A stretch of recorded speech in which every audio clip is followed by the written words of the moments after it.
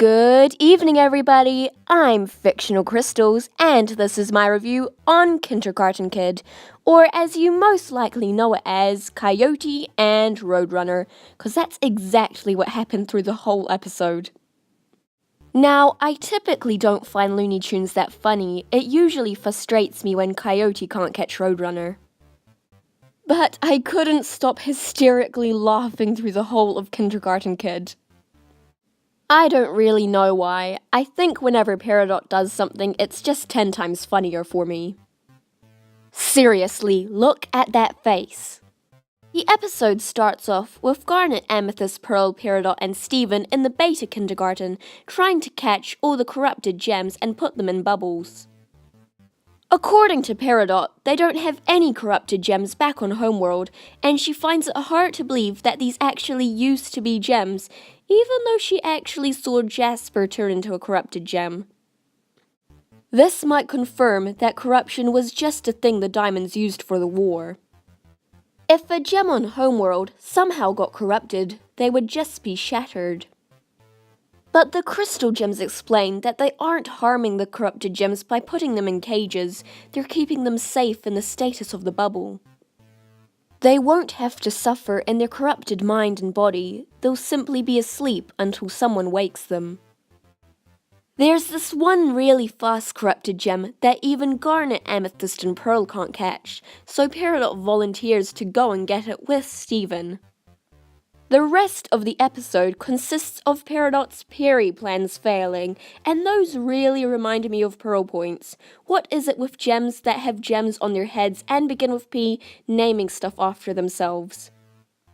I'm really surprised she didn't crack her gem with all of that. Okay, so Eyeball gets hit in the face by an asteroid and her gem cracks.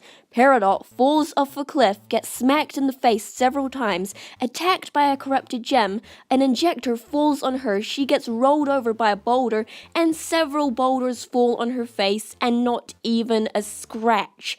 What can I say, that visor is really strong. Yet she gets squished by Garnet, and she poofs. Garnet must have a really strong grip because Peridot is practically indestructible.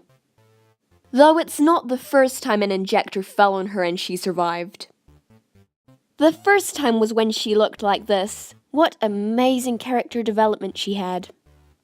None of Peridot's plans work, and it frustrates her that a dumb creature could outsmart her. Then Steven has this wonderful speech about how it's not dumb, it's just trying to protect itself. It feels trapped, it feels alone, it's constantly being attacked, like Peri once was. This scene really shows how Steven has grown as a character. He used to be the one that had to take the advice, now he's the one giving it. And Peridot gets more and more character development each episode, such as in this one, she takes Steven's advice and tries acting like the creature instead of trying to outsmart it. That scene was hilarious. She looked like a frog and she kicked the corrupted gem in the face, which in the end caused her to kind of hurtle off a cliff. With the corrupted gem, when they landed you could see a big poof, and at that point I really hoped Peridot poofed. In fact, I wanted and expected her to poof the whole episode, so she could get stars on her outfit.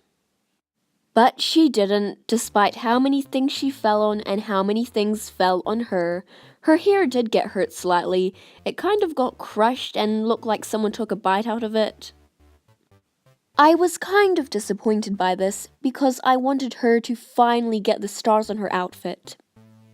But it's okay because Peri got something new anyway.